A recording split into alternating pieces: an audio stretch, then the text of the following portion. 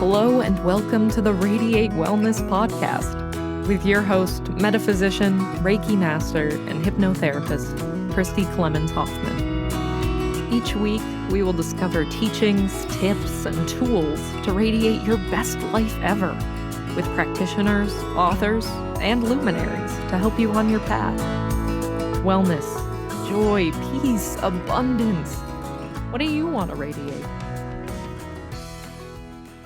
Hello and welcome back to the Radiate Wellness Podcast. Today we radiate intuition with Carole J. Obley, who is the author of The Art of Sensing, a guide for staying true to your soul's journey through challenging times. Now, Carole is a return guest. You've been on a couple of different times, and I am so glad to have her back. Thank you for joining me today, Carole. It's good to see you again. It's great to be here, Christy. Thank you. Absolutely.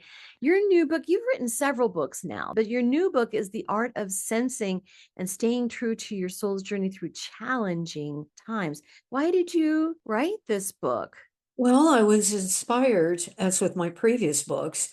All of a sudden, that light bulb goes on, and it was kind of overnight. And I've developed enough trust in spirit, or, that's my word for God, to know that when the timing is right, that's when the idea or the inspiration is going to come. I try to force it before then, and it doesn't work. So this inspiration really came to me as a result of what we're collectively going through, not only in the United States, but worldwide, with humanity shifting and, the transformation globally that we're all going through. And I thought, how can we navigate through not only challenges of the division that we've been in, this polarity that we've been in, but common issues that people face in life, such as a devastating illness, the breakup of a relationship, a divorce, the loss of a loved one, which as a medium, I have many years of experience in connecting people with their lost loved ones. And how can we follow the journey of our soul, which has this very different perspective than the personality or the rational mind? How can we follow that to eliminate suffering or to lessen suffering and evolve through following it? Evolve through following it. Absolutely. We all do have this intuition, all of us, to a person. And you are an advocate of enhancing and developing this intuition and using it. Yes. Right? Yes. I've done many years of teaching mediumship development and other spiritual topics, but also intuition development. And that's been I always learn just as much as students do when I'm teaching. And one of the biggest obstacles people have in opening intuition is trust, saying, how do I know this isn't coming from my mind and I'm making this up versus what is my soul whispering to me? Right. And there are certain in the book, in The Art of Sensing, I talk about certain ways you can gauge and to be able to discern between those two. Right. So can you give us a few ways to discern between the two? Yes, intuition is going to feel, first off, it's not going to have an outer external validation. We can't say, well, I'm driving to work and I got this really strong gut feeling to not go down that particular road. I don't know why. I just have this feeling. Right. Or another example, there's something about that person that I've just met that I don't know, it doesn't feel right to me. I don't know if this person is honest or genuine. I don't know why. I can't put my finger on it. So with intuition, we're not going to have an external fact or a validation. Whereas with the rational mind, we can say this, and this, point A, point B, point C, as far as why I shouldn't go down that road or whatever. So sometimes it's unexplainable. And many, many people have had these gut feelings. This is not something at all limited to being a professional medium. Everyone, as you were saying, has this. And the idea is to begin to really trust it. The rational mind will, in contrast, sort of feel a bit limited, linear. Intuition operates outside of the artificial construct of time, and it's timeless. And it will feel sort of like it's coming outside of yourself, not generated by the rational mind through rational thoughts. So, those are a couple of the ways that we can distinguish between that. Now, I might add dreams too, because some people, I wish I were one of them. I wish I could say I were one of them, but I get my messages just sort of walking around in everyday life. That even happens with mediumship. But some people get intuition through the dream state. And, I had this dream that this particular event was going to occur. I remember people saying prior to 911 in New York City that some people that I read about or that I, talked with, they said, I kept feeling something was going to happen, something catastrophic. Some of them actually had dreams where they saw the destruction. So intuition, which is coming from the soul, it's the voice of the soul, speaks through sensing or dreams or what is called claircognizance, which is an inner knowing. Right. You just know it and it just pops in from out of nowhere. Right. I teach people how to use their intuition as well and to connect with their guides. And yeah, this can happen on all the senses, whether it's a visual indication, an auditory indication, sensory feeling, or even just that claircognizance, like you say. But we all have it and identifying it. We Sometimes. do. And there's different theories on why human beings have this. Animals are naturally intuitive. They are so wise. I actually consider them superior spiritually to Mm, us. And I know in nature, they kill one another to survive and all of that. That's more instinctual. But the intuition that animals have, and we can learn a lot from watching them, from studying them, observing them. For example, some of the wild animals know intuitively when, a hurricane's going to happen, an earthquake. They'll move to different ground. They'll go into protective mode. And there's something there that I don't even think scientists understand today of how animals are able to pick that up. So, in the very, very ancient times, I believe that intuition was a natural faculty to help in protection and survival. In the caveman and cavewoman days, perhaps people would get gut feelings. That's a dangerous place to go to.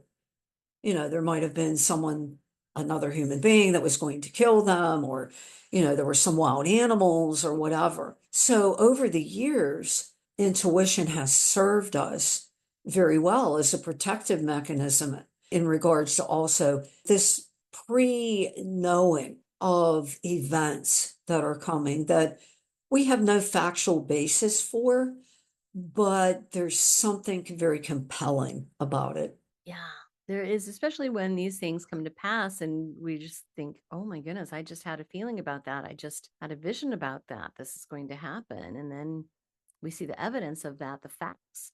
And it makes you sit up and take notice. And I find that the intuition is also something that is really easy to dismiss. It's really easy to overlook it. But why is it important for people to pay attention to their intuition? I don't want to take too much of your time, but I would like to ask you a few simple favors. First of all, please rate, review, and share this podcast wherever you're listening. It sounds like a simple little thing, and it is, but it has a huge impact for us because it helps other people find us in the podcasting algorithms. I don't know how it works, but I do know that it helps a lot. Next, if you would subscribe or follow wherever you're listening, whether that's YouTube or Apple Podcasts, Amazon Music, Pandora, Spotify, wherever you're listening, just hit subscribe or follow, and that helps you and it helps us. It helps you because then you receive notifications when we have a new episode that's out. It helps us because, again, algorithm magic, I don't know what happens, but it helps. And then finally, you can support our podcast in a tangible way by going to radiatewellnesscommunity.com/podcast and then click on support the show.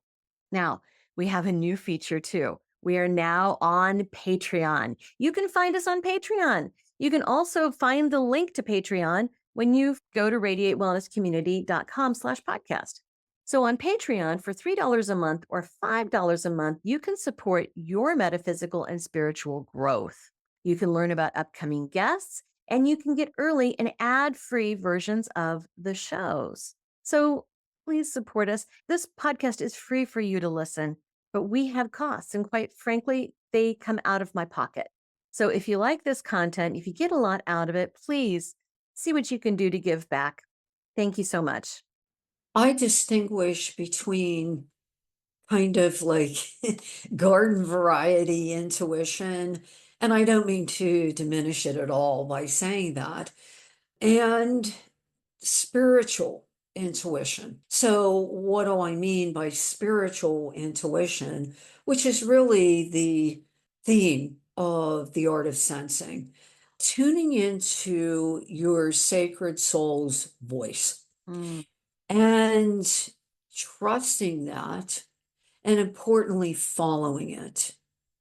And particularly when life is difficult, when we're in the midst of very difficult circumstances in life, mm-hmm, very few people can see that light at the end of the tunnel.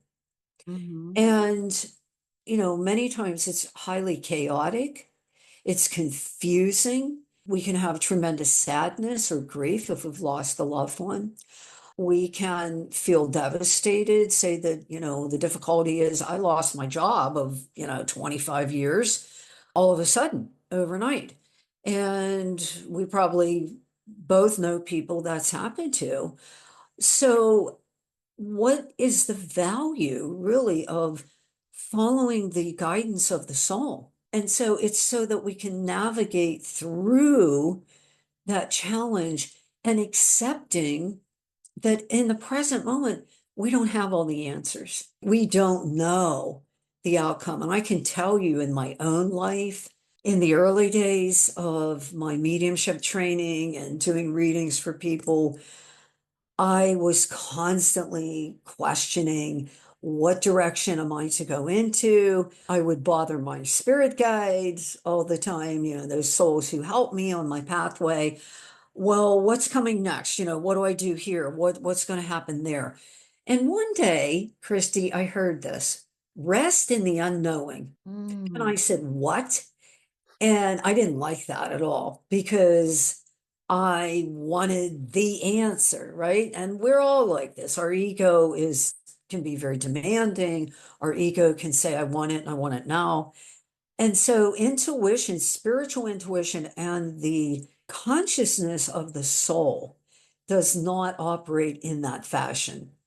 mm-hmm. Because first off, the soul is timeless. It doesn't know anything about time. And if it takes 1,000 years to learn one divine quality, such as compassion, for example, or patience, right? The soul is fine with that because it's eternal. So it doesn't have to pay attention to time. So trusting that the timing, and I call it divine timing, through spiritual intuition is guiding us every second of every day. A surrender. And I write a lot about surrender in the art of sensing. Surrendering meaning not, I give up, I'm weak, I'm vulnerable, but surrendering to this higher guidance from the soul. Right. Just saying, okay, I do not have all of the answers. I am going to wait and see what unfolds in terms of surrendering, right? Just giving up that, surrendering that control of needing to know how things are going to work, what's going to happen. I mean, I would call it trust or having faith. Faith, yes, very good term. Mhm. And faith is not something I think a lot of us Well, I mean, there are some people when I look at them and I marvel that they had incredible faith. Clients that I've done readings for that have lost maybe not just one child, but two children, or people who have lost their homes in a fire. I experienced that. It wasn't my home, but it was a business. And I write in my first and second books about the experience of everything being gone for me overnight. And so at that point, quite honestly, and I'm always transparent in interviews and in my writings, I did not have that faith. I was crying. What am I to do now? I couldn't rebuild. Thank goodness I had insurance to cover clients' goods that were in the store at the time. You know, people who have that level of faith, everything's going to be okay, Hmm. is what their intuition, their spiritual intuition is telling them. I think are incredible role models for all of us. And I've seen examples of this, over the years.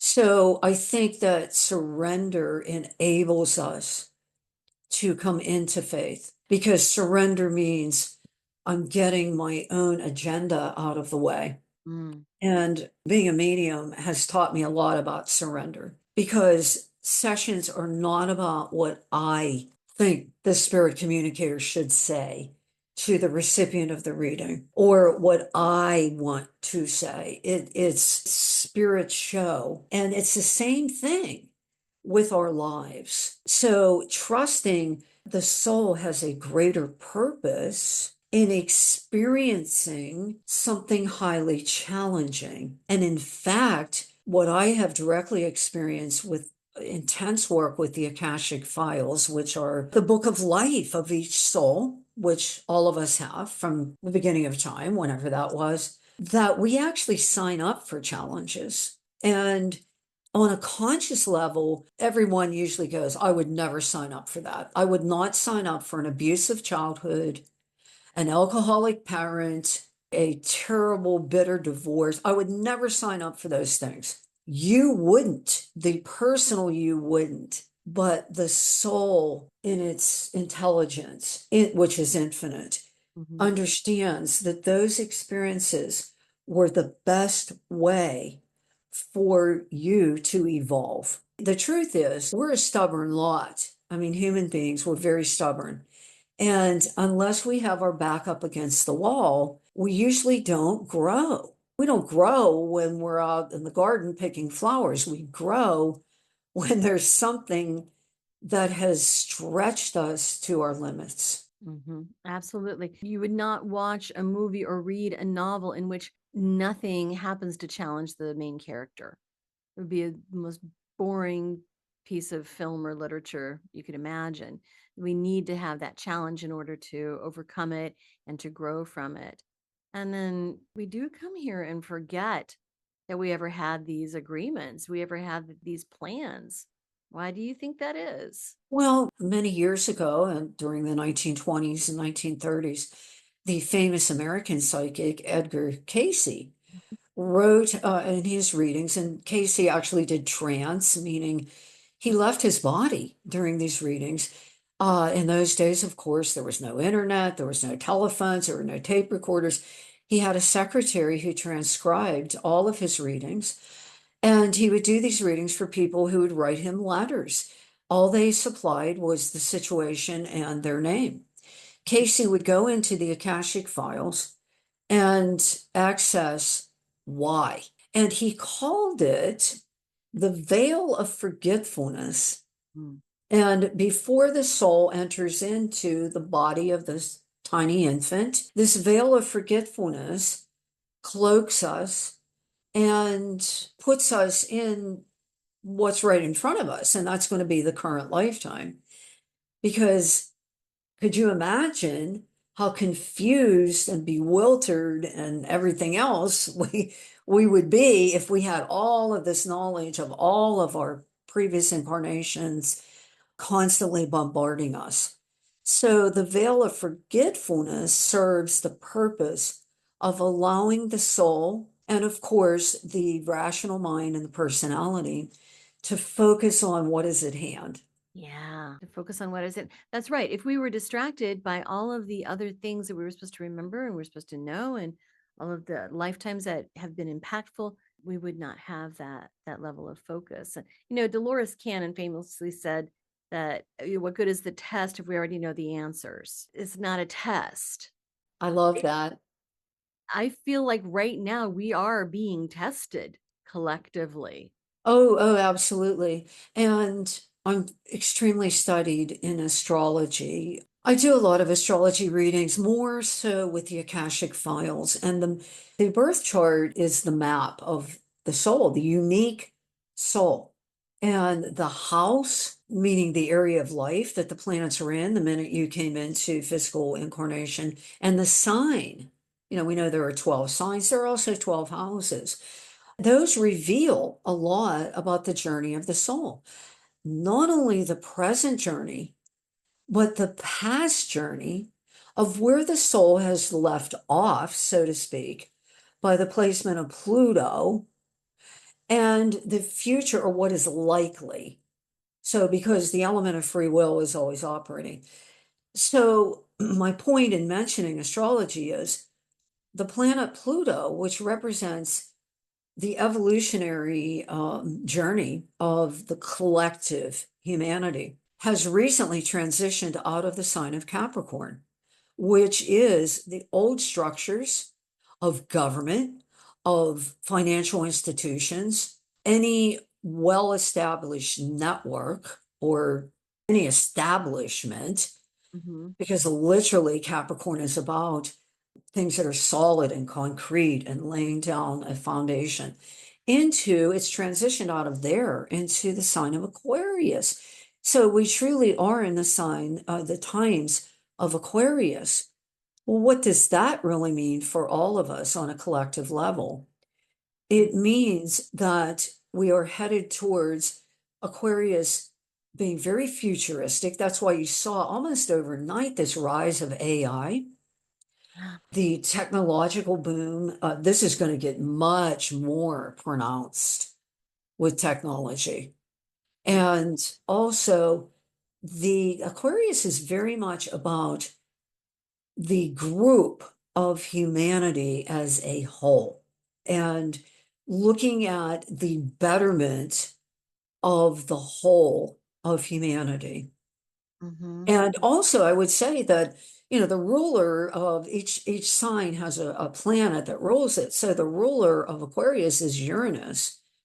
What is Uranus? Well, it's the only planet in the solar system that spins in its orbit on its side. The others spin upright. So how is that relevant? Well, Uranus is about out of the box, breaking the rules, getting out of the establishment, getting away from the old boys network, reinventing things.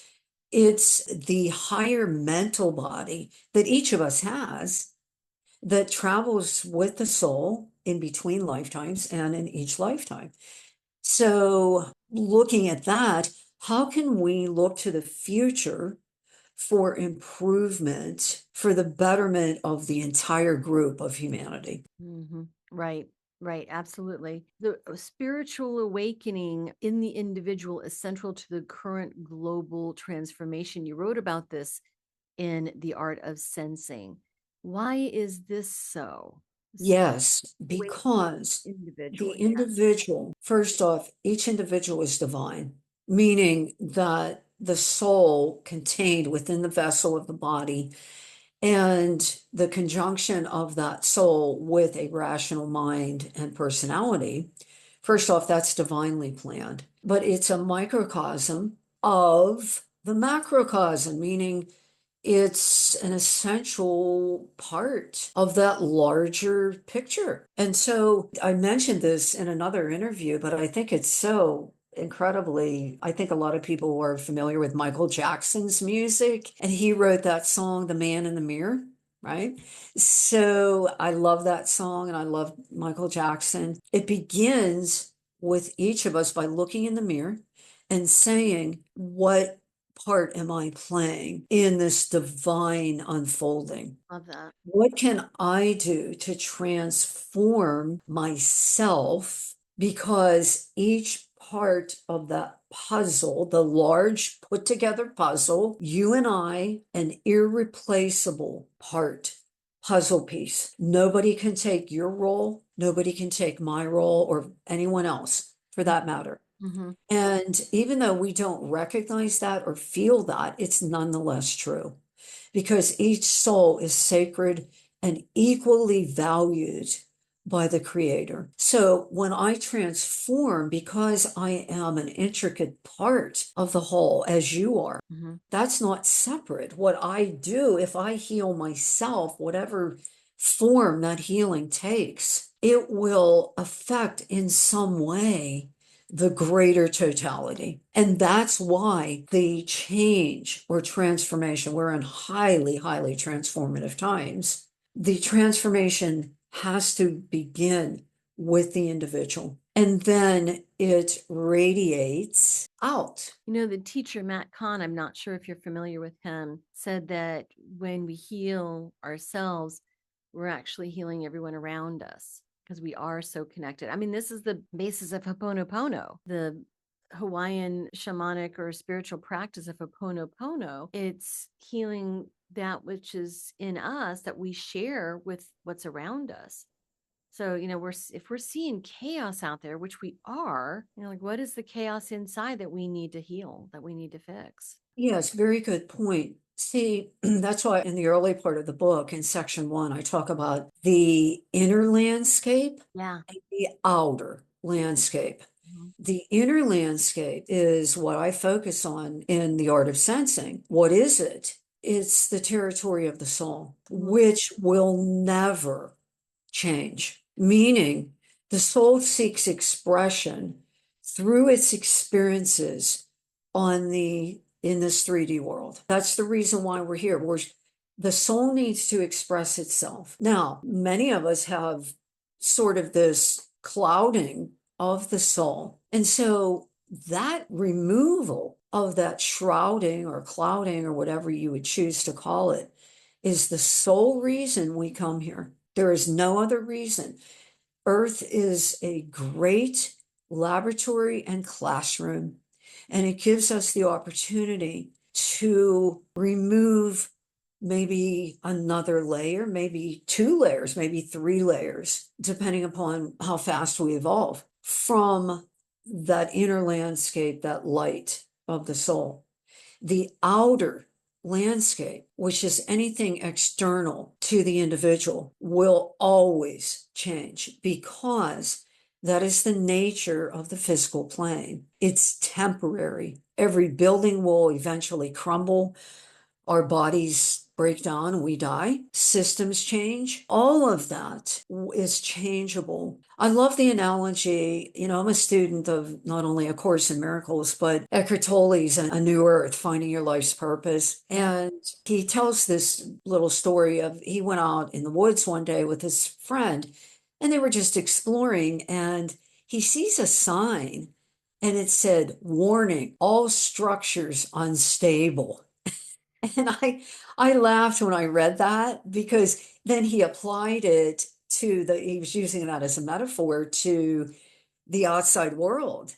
because it is all unstable. Right. You look at, What is not unstable is the inner landscape of the soul. right, right. That's the only thing that is true, that is real, right? If you look at atomic structures and atoms, there is so little matter in atoms. Most everything is space, is void. And so our real, very real bodies, or so we think, there's only just a little bit of matter in everything, not just our bodies, but in everything. Everything is mostly space, right? And that space is affected by our thoughts, our beliefs, and the energy that we're putting out there with them, right? All of which I feel like you do address in The Art of Sensing, A Guide to Staying True to Your Soul's Journey Through Challenging Times. Now, and when you say staying true to your soul's journey, can you tell me what you mean by that?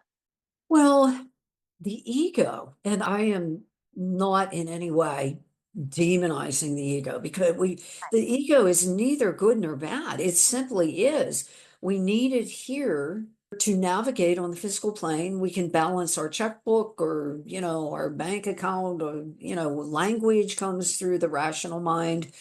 We need the rational brain. I consider the rational brain a step down unit for the higher intelligence of the soul. Mhm. So many times we so easily get lost in the ego going, you need to do this. For example, somebody hurts us, somebody betrays us. That can be a very challenging time. I think most of us in our life have our personal Judases that stab us in the back or whatever. So the ego goes, you need to take revenge. You need to, this person was horrible to you. They stabbed you in the back. They were unkind. You need to do something towards them too. So the soul is saying, in contrast, keep your slate clean, because through the natural laws, which I dedicate a whole chapter to in The Art of Sensing, the natural law of karma, which most people are familiar with, what we create, we receive. So if you stab me in the back and I go, I'm going to get that Christie, and, I do some act of revenge, no matter how small, no matter how big, that's going on my plate. That's going on my record. So that's the difference between staying true to the soul when every fiber of our being from the ego is saying, you need to do this, you need to do that. The ego really gives a lot of false perceptions.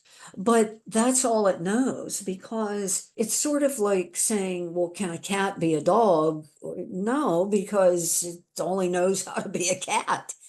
So the same way with our ego, it only knows to think. And that's why I kind of chuckle when people go, well, I can't meditate. And I'll say, why? And they'll say, because I can't stop my thoughts. And my reply to them is, you will never stop your thoughts. Never. You can't. The mind is doing what it's designed to do, and that is to produce thoughts. However, you can become the observer of the thoughts. We've all heard that of the observer. And so it means pulling back from the thoughts, not identifying with them. Mhm. And so the truth, we all heard the expression, the truth will set you free. So that is really the soul's whispering to you, is the higher truth of what is happening here. Right, right. Also, in your book, in the chapter called The Bridge, you write about the characteristics and stages of spiritual transformation.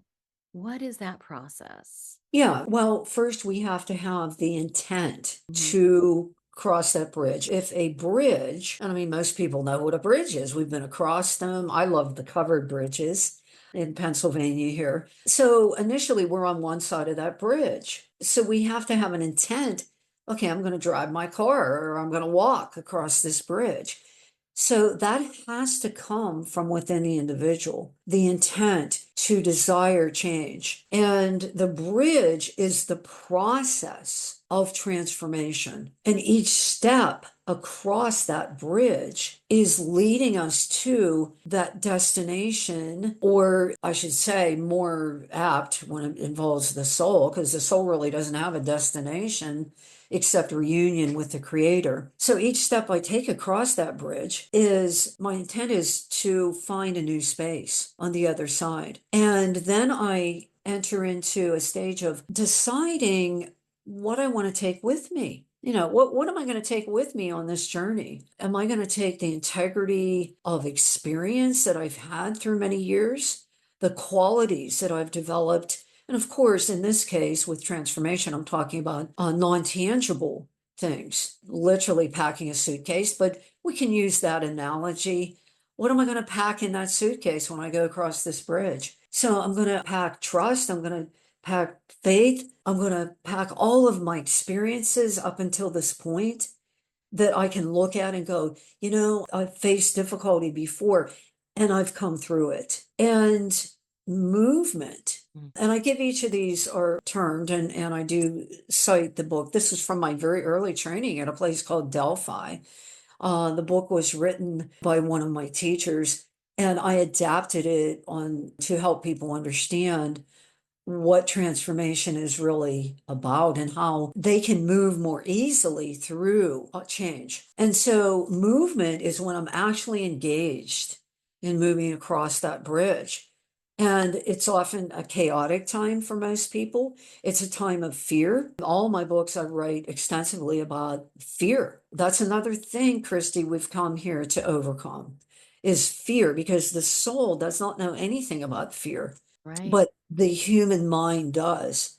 And then finally, we're settled in that new space for a time. And then we have the urge again, I got to keep moving. So it's endless. Transformation is endless, it's eternal until we reach that point of connection with the source. Right. And there's plenty that we see around us that could be creating or inspiring that fear from being disappeared, from, losing our livelihood, all types of evidence that we see, but we can make it through to the other side past the fear. Yes. Right. And we You might, know, I think it was Eleanor Roosevelt who said something, and I'm probably paraphrasing here, but feel the fear and do it anyway. Mm, You kind of have to realize that fear is generated by our mind. yeah. So it's sort of like beliefs, right? Beliefs are, I think that's true, but I'm not sure that it's true. So beliefs are changeable. The truth of spirit is eternal and never changeable. Fear will keep us paralyzed. It can also become a very convenient excuse to stay the same. Victimhood can become, and in Wisdom from the Spirit World, my book just prior to The Art of Sensing, I wrote about the danger of victimhood, because victimhood really keeps one imprisoned in this false sense of self. It's very disempowering, because if I take on the identity of being a victim, then I can avoid personal responsibility for my life. I'm the victim of society. I'm the victim of this culture. And in no way am I saying, I mean, we look at children or animals and we can call them victims in that they're very vulnerable to, terrible things that can happen to them. But that too, in my experience metaphysically, that somehow the soul has signed up for that. Now, we don't, again, you're not going to see that on the surface, but I've seen many people and observed many people as adults who choose victimhood to abdicate personal responsibility in their lives. Right, right, absolutely. The book again is The Art of Sensing, a guide to staying true to your soul's journey through challenging times. And it's one of many books. You've written how many books now? 6? This is the fifth. Fifth book. Oh, I think you're giving me a message, Christy. I have an outline for a new book. of course you do, because you're very prolific. Not like some people. I saw a lady the other day on a workshop booklet, 40 books.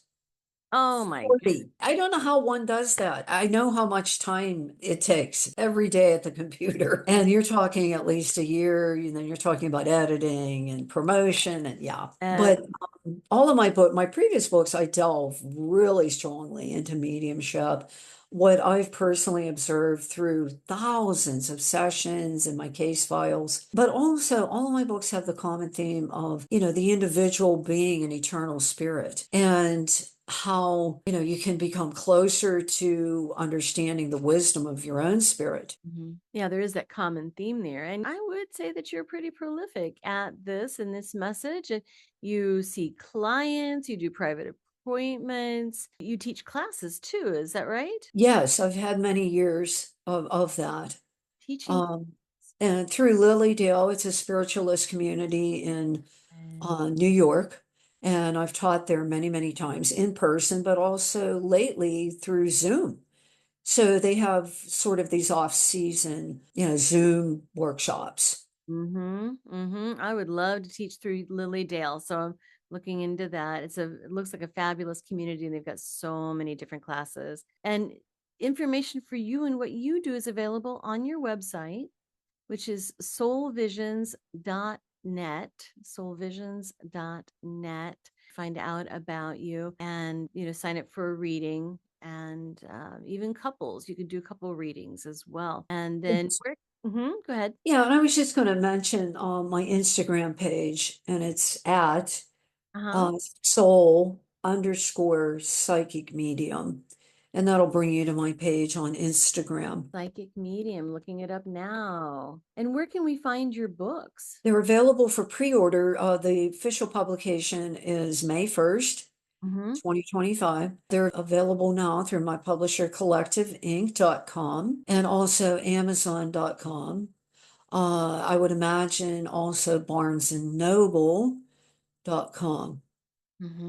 Yeah. And very simply written book, by the way. This is not a book that's going to take you, a month to read. If I'm sort of a speed reader. I go through books like water. I can't download information enough. Most of them are metaphysical books. I just finished up a series of books that I kind of did speed reading with. So this is simply written. There are exercises also in each chapter. Very simple things, don't cost any money. You can do them at home or go out in nature to help you come closer to the inner landscape, your soul. Perfect. Love it. Thank you so much for joining me today and talking about your book, The Art of Sensing, a Guide for Staying True to Your Soul's Journey Through Challenging Times, from Collective Inc., my upcoming publisher as well. And yes, I've got a book coming out July 1st, Real Life Angel Encounters. And I would love to have you back when you get that 6th book out. Okay, you got it. That would be wonderful. Thank you again for joining me today. Thanks so much, Christy. It's been a pleasure. Yeah, I enjoyed it, Carole. Thank you so much. Don't know what to watch next? Decisions. Well, we've got some suggestions. You can click this little video here and watch that. It's something that we think you're going to like. If you like the last one, you're going to like that one too. You can also click on the subscribe button. And if you do that, then you'll get notifications whenever we have a new video up. Win-win, right?